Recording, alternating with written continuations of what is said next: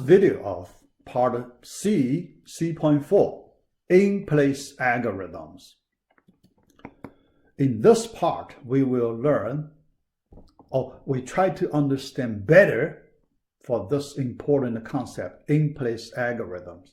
Actually, we learned this concept before, but I just gave you description, definition, and we didn't try to understand it a little more. So here, let's try to spend some time to get a better understanding on this very important concept, in-place algorithm. Let's recall the definition.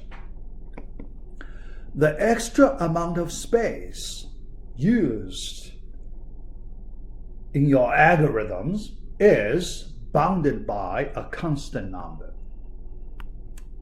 That's the meaning. But what do you mean the extra amount? The space you used for input output, we do not count as extra because you need to always use that.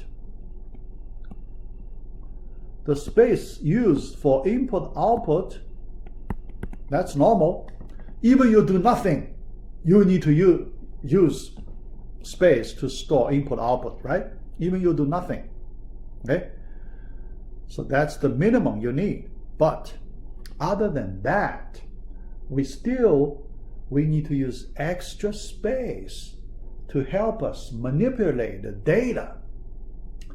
The extra space you use could be large, could be small, right? Yeah. And the in place put a restriction on the extra space. It's bounded by constant.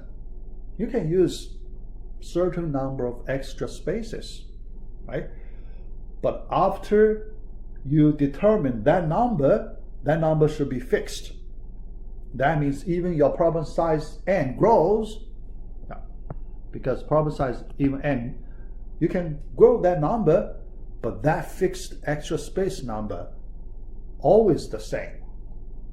You do not change that for the whole algorithm. That's the meaning of this in-place algorithm. Okay? So with this meaning, so now we try to, using the problems we have solved at this point, and we want to check if any of them is in place or not. The first one, evaluate a polynomial. We use two algorithms, one brute force, another Horner's rule, right? Yeah. So here, let's just look at the Horner's rule. So this is the key formula we use to evaluate a polynomial. And we do not count the space used to store the coefficients, and also x, we do not count that, right? Yeah. All right. Can we make the algorithm in place? The question, the extra space we use, we control constant number. Yeah. Very easy. For example, these two, after we multiply them, we store in our extra space location, one location.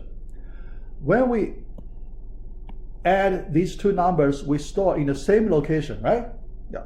When we multiply that, we store in the same location, right? Because we can overwrite the old value, replace it by new value, and so on. At the end, we just use one extra space location. Yeah. But that one, although here we say one location is enough, but remember, we may need a few more extra space locations. For example, when you store array, when you need to do iterations, go through your array, do you need the extra space to store the counting number, running index number? Yep. That one we also treat as extra space, right? Yeah. So, but no matter what happened, one thing is clear, bounded by constant. You just use a small number of locations, and that small number bounded by a constant number. That's all you need. Okay? All right, so that is the first one. After this one, then the remaining, this is in place. Okay, this algorithm is in place. Remaining, we have several more, but we can do a little fast. All right. Problem number 2, linear search. Our linear search in place, we can see easily, right? Because we use given key, compare each one. True or false, right? Running index, we need extra space to store running index, right? Yeah, so it is in place. Yeah. Problem number 3, find the minimum, right? Minimum. We need extra space to store the current minimum. And we also need extra space to store running index, right? Yeah, constant. So bounded by constant. So it is in place. Yeah. Number 4, selection sort. Is it in place? Selection sort, when we use selection sort to sort an array. Yes, because selection sort, we use this algorithm, and then it is in place.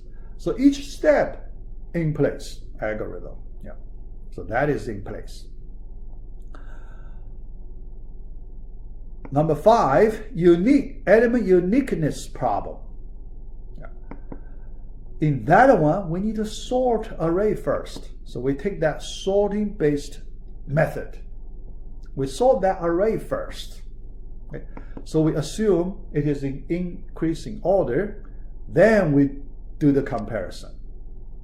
We check the element uniqueness after that. But when we sort, we need an in-place sort. If your sorting algorithm is not in place, then your whole algorithm is not in place. If your sorting algorithm is in place, then next step, when we check the uniqueness, it is in place because we only compare an adjacent element. Okay, so that's in place. So the whole algorithm in place. Yeah. But make sure you use an in-place sort. That's the only requirement you need. Yeah. Right now we have one in-place sort, but this one, the efficiency is in big O of n squared, right? That's the efficiency. But for our element uniqueness, we need a sorting algorithm with efficiency n log n. N log n.